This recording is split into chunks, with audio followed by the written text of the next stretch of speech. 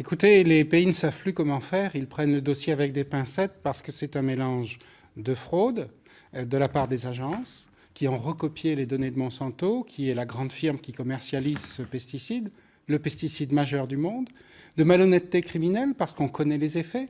Vous savez qu'en Argentine, des enfants ont des problèmes extrêmement graves de malformation ou des cancers à cause de ce produit.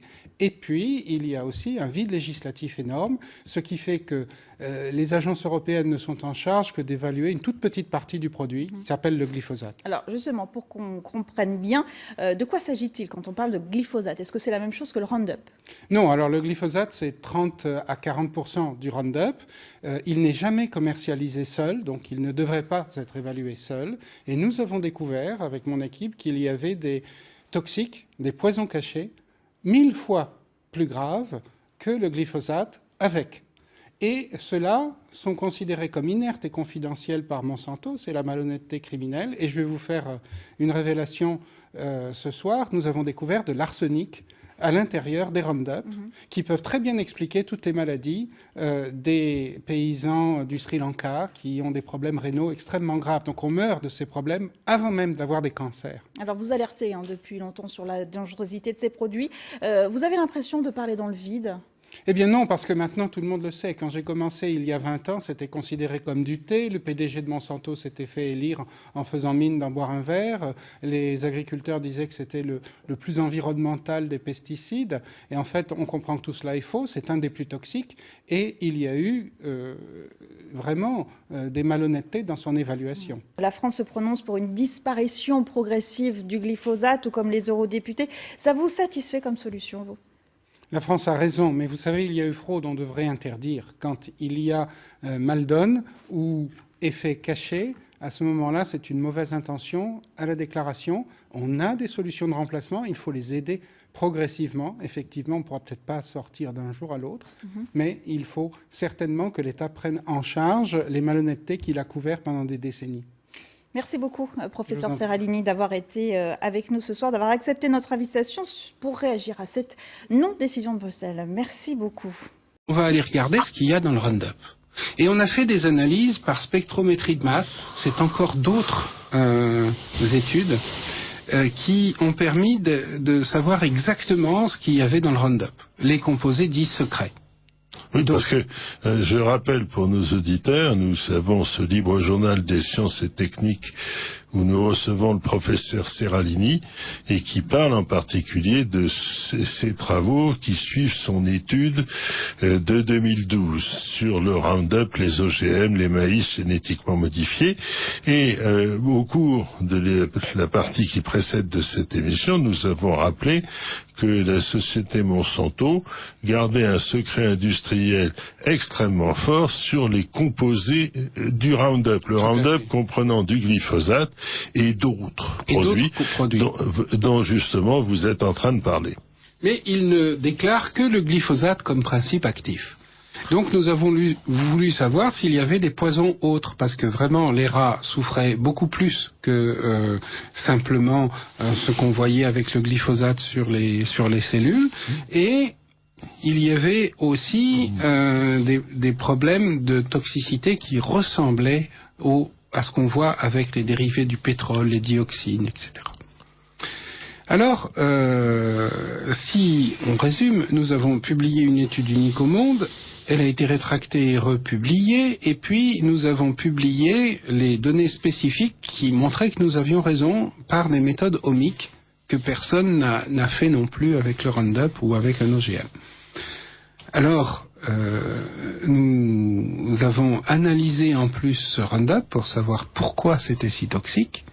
Et c'est là que nous avons vu des dérivés de pétrole oxydés associés à des graisses animales, extrêmement corrosifs, donc du type polyéthylénamine, qui ont été d'ailleurs interdits sur la base de ce que nous avons trouvé dans 130 compositions à base de glyphosate par Ségolène Royal, il y a déjà quelques années, il y a 2 ans. Donc des produits extrêmement toxiques, qui ont été repris et étudiés par l'ANSES au niveau bibliographique, qu'on appelle des POEA, c'est des familles de produits à base de pétrole et de graisse animale couplés et brûlés. Et voilà qu'on trouve des métaux lourds et notamment de l'arsenic dans tous les herbicides à base de glyphosate. Or, l'arsenic a été un pesticide autorisé après la Seconde Guerre mondiale et interdit en 1974. Alors ça veut dire que le Roundup contenant de l'arsenic devrait être interdit. Ça veut dire que d'un jour à l'autre, sans autre forme de polémique, on devrait l'interdire pour plusieurs raisons. Un, parce qu'il contient un produit que Monsanto savait être toxique, qui est l'arsenic, parce qu'il était un pesticide dans les années 70 et qu'il a été interdit en 1974, juste quand le glyphosate a pris le relais. Deux, parce qu'il y a fraude à la déclaration, c'est-à-dire que le principe actif n'est pas le glyphosate dans nos mains, mais d'ailleurs nous avons essayé dans notre dernier papier, le glyphosate tout seul sur les plantes, ça ne marche pas en tant qu'herbicide au bout d'une semaine. Par contre, les dérivés de pétrole et l'arsenic marchent très bien. Alors vous êtes en train de dire la chose donc, suivante, il y a fraude à la déclaration.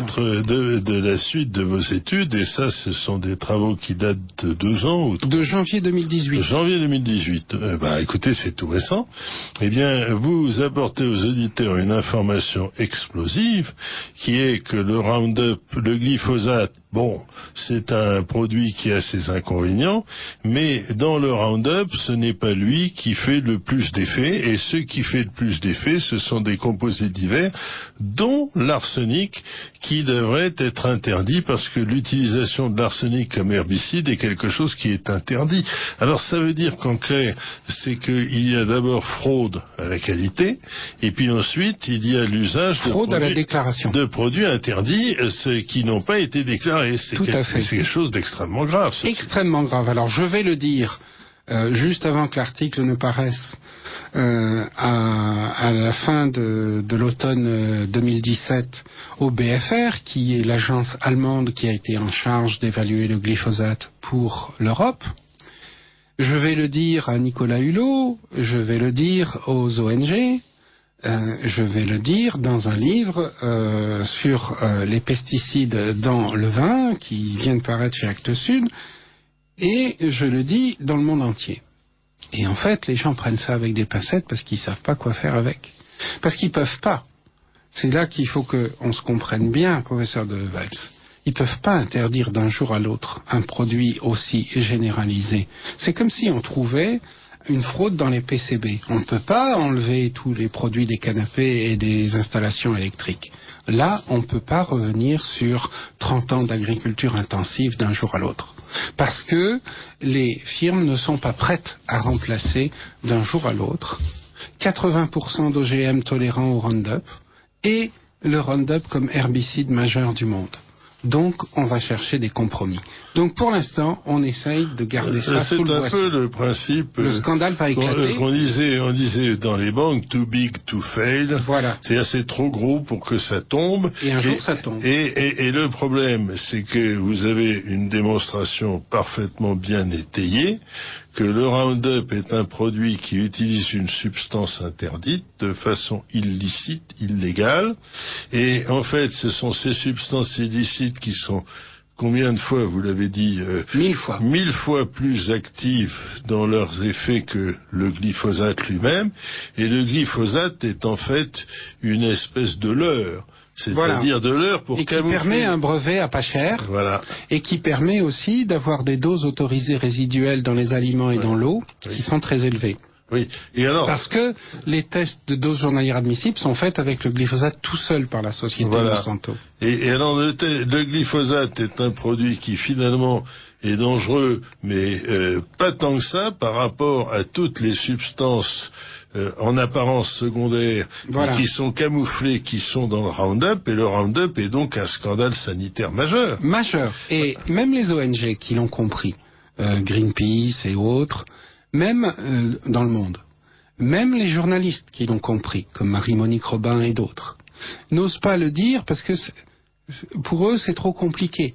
C'est-à-dire que dire il y a des poisons cachés avec le glyphosate alors qu'ils ont fait toute leur carrière contre le glyphosate, eh ben voilà, il se trouve. Le glyphosate est un épouvantail, et en réalité, la réalité est ailleurs, elle a été soigneusement camouflée.